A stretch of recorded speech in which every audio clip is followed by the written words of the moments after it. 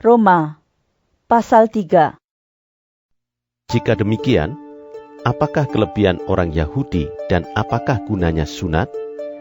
Banyak sekali, dan di dalam segala hal. Pertama-tama, sebab kepada merekalah dipercayakan firman Allah. Jadi, bagaimana jika di antara mereka ada yang tidak setia? Dapatkah ketidaksetiaan itu membatalkan kesetiaan Allah? Sekali-kali tidak. Sebaliknya, Allah adalah benar dan semua manusia pembohong. Seperti ada tertulis, supaya engkau ternyata benar dalam segala firman-Mu, dan menang jika engkau dihakimi. Tetapi jika ketidakbenaran kita menunjukkan kebenaran Allah, apakah yang akan kita katakan? Tidak adilkah Allah? Aku berkata sebagai manusia, jika ia menampakkan murkanya? Sekali-kali tidak. Andai kata demikian, bagaimanakah Allah dapat menghakimi dunia?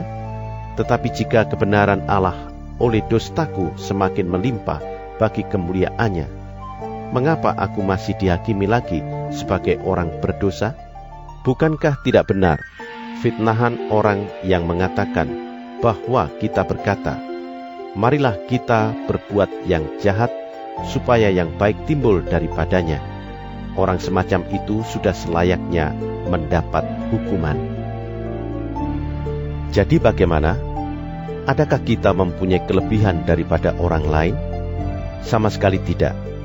Sebab di atas telah kita tuduh baik orang Yahudi maupun orang Yunani, bahwa mereka semua ada di bawah kuasa dosa. Seperti ada tertulis, tidak ada yang benar, seorang pun tidak. Tidak ada seorang pun yang berakal budi. Tidak ada seorang pun yang mencari Allah. Semua orang telah menyeleweng. Mereka semua tidak berguna. Tidak ada yang berbuat baik, seorang pun tidak. Kerongkongan mereka seperti kubur yang ternganga. Lidah mereka merayu-rayu. Bibir mereka mengandung bisa. Mulut mereka penuh dengan sumpah serapah. Kaki mereka cepat untuk menumpahkan darah. Keruntuhan dan kebinasaan mereka tinggalkan di jalan mereka. Dan jalan damai tidak mereka kenal. Rasa takut kepada Allah tidak ada pada orang itu. Tetapi kita tahu bahwa segala sesuatu yang tercantum dalam kitab Taurat ditujukan kepada mereka yang hidup di bawah hukum Taurat, supaya tersumbat setiap mulut dan seluruh dunia jatuh ke bawah hukuman Allah. Sebab tidak seorang pun yang dapat dibenarkan di hadapan Allah oleh karena melakukan hukum Taurat, karena justru oleh hukum Taurat orang mengenal dosa. Tetapi sekarang, tanpa hukum Taurat, kebenaran Allah telah dinyatakan, seperti yang disaksikan dalam kitab Taurat dan kitab-kitab para nabi, yaitu kebenaran Allah karena iman dalam Yesus Kristus bagi semua orang yang percaya. Sebab tidak ada perbedaan, karena semua orang telah berbuat dosa dan telah kehilangan kemuliaan Allah, dan oleh kasih karunia telah dibenarkan dengan cuma-cuma karena penebusan dalam Kristus Yesus. Kristus Yesus telah ditentukan Allah menjadi jalan pendamaian karena iman dalam darahnya. Hal ini dibuatnya untuk menunjukkan keadilannya, karena ia telah membiarkan dosa-dosa yang telah terjadi dahulu pada masa kesabarannya.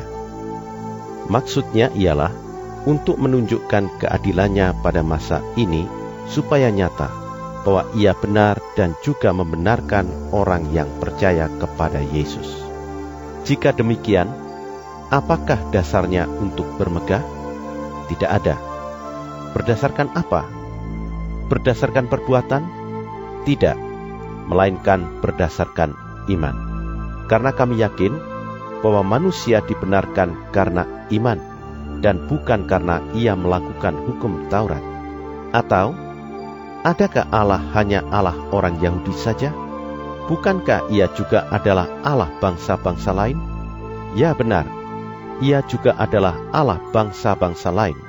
Artinya, kalau ada satu Allah yang akan membenarkan baik orang-orang bersunat karena iman, maupun orang-orang tak bersunat juga karena iman. Jika demikian, adakah kami membatalkan hukum Taurat karena iman? Sama sekali tidak. Sebaliknya, kami meneguhkannya.